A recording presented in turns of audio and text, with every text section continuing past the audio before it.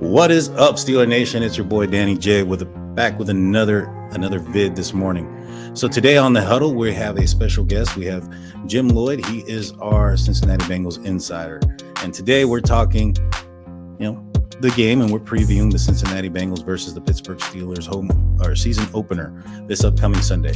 You don't want to miss it. Please hit that like and subscribe button. That way you don't miss any of the content that we put out. We do a daily segment. We also have a weekly live, and we also do a post-game live show. You don't want to miss it, so please hit that like and subscribe button and ring that notification bell. With that being said, guys, I'm Daniel J. This is State of the Steelers, and welcome to the Huddle.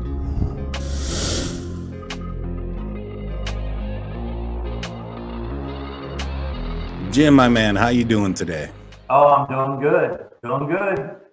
Awesome. Great to hear. How excited are you for this first game of the season?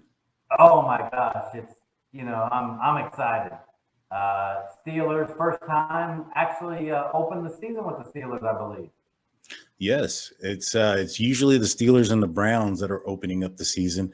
So, and it's usually a different Ohio team that we see early in the game or early off in the season. But I enjoy this. The challenge is high up there. None other than the defending AFC champs and the defending AFC North champs. How high are you guys riding on that train still, as far as the Cincinnati Bengal fans? Oh, we're huge. I mean, think about it. You just went to the AFC Championship. You bring pretty much everybody back, other than your one guy, the one defensive tackle you guys got. Hey, Larry Ogunjobi. Yeah, Larry O. It's a big loss. I like the guy. Yeah. No, yeah, I agree. He came in a little bit. I guess he had a little foot injury or an ankle injury late in last season. So he came in this off season. He was kind of held off the field a little bit, but he came in the last preseason game and really showed up. I'm anticipating some good things from him.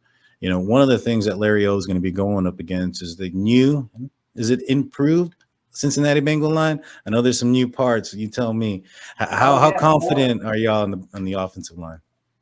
Sorry about that. 4 guys. I feel much better than last year. We got 3 veterans. Okay, mm-hmm. 3 veterans at guard, center, and tackle, and then we got a guard who's from North Dakota State, a rookie. But he's a glass eater. Yeah. Oh, interesting. Well, that rookie, I believe his name is Alex Kappa. He's the left guard. He is not Alex Kappa. It's Cordell Volson. I'm sorry. He is the left guard rookie, 4th rounder. He's going to have a handful. He's going up against Cam Hayward. How do you think that matchup's going to be? Cam Hayward's a possible future Hall of Famer. I hope he gets a little bit of help. Let's just be honest. You're talking future Hall of Famer against a guy that's a rookie. So hopefully he gets a little bit of help. That's it. No, yeah. He's gonna, Cam Hayward there on the right side of our defense, and then he's gonna have Alex Highsmith next to him. Opposite is the reigning defensive player of the year, TJ Watt. He's going up against y'all's newly acquired Leal Collins. He's been dealing with a back injury. You think he's ready up for this challenge with the reigning defensive player of the year? Oh, yeah. Yes. Matter of fact, watch the game. I will not be surprised if that is first play, Joe Mixon right behind Leo Collins. Well, he's going right into the heart of the defense, so to speak, attacking that right side, which is the side that holds none other than TJ Watt. I'm excited about it. Joe Burrow, though, he's coming off of an appendix surgery. Is he ready to go? Is there any indication there that he may not play? How does that look so far? Oh, no, Joe's playing. Is he 100%? They don't talk about it. If I had to guess, he's 95%. Joe's game. You got to know that. Yeah. He's definitely a guy that can take a hit. We're looking. That's one thing that I noticed from Joe Burrow last year when I was watching some of the tape was, under immense pressure after getting hit so many different times in so many different ways, it never seemed to rattle him. it seemed like, all right, he got up, he was ready for the next play. I definitely, comes through or delivers on his nickname of Joe Cool. So the Cincinnati Bengals didn't play majority of their offensive or their starters, period, this preseason. How concerned are you guys about the rust going into this game? Not concerned at all. I mean, Joe really hasn't played in any preseason since he started in the NFL. The first year was COVID. The next Right. year he had a knee surgery. And so this is just the normal. I mean, it's the normal. It's, the head coach is from the Rams, and that's kind of their way. Yeah. Yeah. No, yeah. I didn't realize that he really hasn't much of a preseason until you mentioned that. You know, that's definitely something that's in his strength that he's able to go in and play early and often. So which matchup do you like better for your receivers? Do you like the Jamar Chase or Higgins? Which one are you more of a fan of? Well, Jamar is the better receiver, but I think what's going to happen is you got to double him. So I think Higgins is going to get a lot of looks because of that. Oh, I agree. I agree. And last year, the Pittsburgh Steelers were playing a lot of single high safety. And when the Steelers played the Cincinnati Bengals, it appeared that Joe Burrow, when he saw single high, was throwing deep to Jamar Chase. I anticipate the Steelers changing their game plan a little bit. I hope at least, because that's the last thing we need to see is some receiver behind our safeties, especially with their speed. No, I'm excited as well. I think that the Steelers are going to run a little bit more zone against Joe Burrow, and they're going to try to attack him with only four guys. I'm excited about this game. So, do you see the Cincinnati Bengals repeating as AFC North champs? I think they have a good chance to. I mean, honestly, it wouldn't surprise me if they do. Their defense was the defense is better than people think. The defense carried them through the playoffs and such. And with the new offensive line, maybe the offense can pick up their side.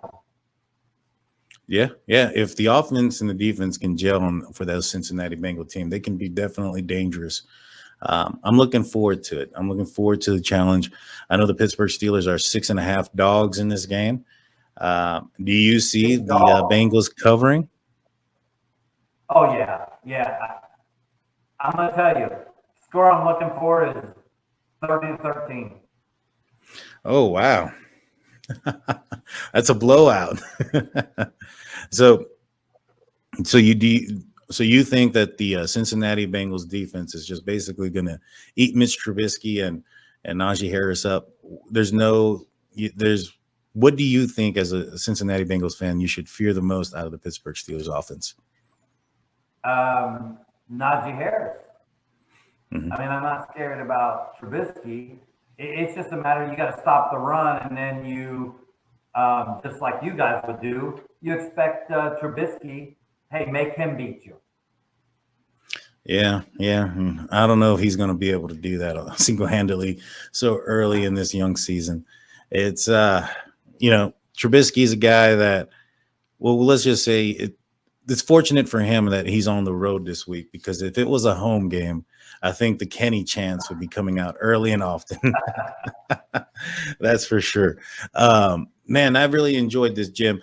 Again, you said you had your record prediction again was what, 13-31? Is that correct? 30-13. 30-13. Wow. I think it's going to be. I actually have the Pittsburgh Steelers winning this game. It's funny how we're so opposite. You're an optimist. I'll give you that. Well, here's the thing. You have the reigning defensive player going up against Leal Collins, he's had a checkered injury past, to say the least. He's coming off of a back injury. He hasn't played but the last part of training camp. In fact, majority of the offensive line have come in with some injury. Now, Eli Apple has been dealing with a quad injury. Cam Taylor-Britt was put in IR. He's the second round cornerback. I think that if Deontay Johnson comes back healthy, and that's a big question for the Pittsburgh Steelers. He injured his shoulder in the last preseason game. If he comes back healthy, I think that the Steelers can. Well, it's going to depend on that offensive line. That offensive line can block for Mitch Trubisky. With the acquisition of George Pickens and Deontay Johnson on the end, we have Claypool in the slot. That's going to neutralize Jesse Bates. He's not going to be able to. He's going to have to cover Chase Claypool, because if he goes off or he tries to lean one side or the other, I think the inside's going to be eaten up by Pat Freiermuth and Claypool. So I think this is going to be a much more challenging game. I think that the Burrow's injury, not the injury, the surgery, it's been reported he's been struggling to put on some weight there. I think that the Cincinnati Bengals are going to try to protect him, especially with this offensive line. So I expect a heavy dose of Joe Mixon in this. With Larry O, Martavius Adams coming in, Tyson Alualu back, I think the Steelers are up to the challenge of stopping that run. If the Steelers can make the Cincinnati Bengals one-dimensional, my prediction is 27-17 Pittsburgh. It's it's a 10-point victory. I know a lot of folks are saying, you know what, the Steelers didn't win by much last season and we had a Hall of Fame quarterback. But I think that Mitch Trubisky this year is better than Ben Roethlisberger last year. Not in his whole career or anything like that, but I do think he's a little bit better this year, and especially with his mobility. So I'm excited about this challenge. It's going to be a good one. I can't wait. I think all the pressure is up against Cincinnati Bengals this year, and we'll see if they can stack up to it. Before I let you go there, Jim, can you let me have a record prediction for the Cincinnati Bengals and where you think they'll finish in the AFC North? Well, I think they're going to win the AFC North. I know some people are all over Baltimore, but I believe they're going to win the AFC North. And I didn't think about a prediction. 11-6. I think that's that. I think 11 wins in this division wins the North. I think that the talent in the AFC is really, really stout. The talent in the AFC North is stout. Yeah, everybody's high on the Baltimore Ravens. Nobody's looking at the Pittsburgh Steelers. So I'm like living on Fantasy Island over here, because the Steelers are predicted to have less wins than a Deshaun Watson less Browns right now. The over under for the year is 7.5 points. I just feel that I like it. I like the Steelers being under the radar. And if we have a crappy year, hey, go Kenny 2023. Well, I appreciate you coming on, Jim. I normally ask, let everybody know where you're at, but I don't think you do the content. You're just joining on me as a friend of mine, so I appreciate that. If you have any questions for Jim, leave them in the comment section. I'll make sure to ask him and send them to you guys. With that being said, guys, I'm Daniel J. This is State of the Steelers. Peace.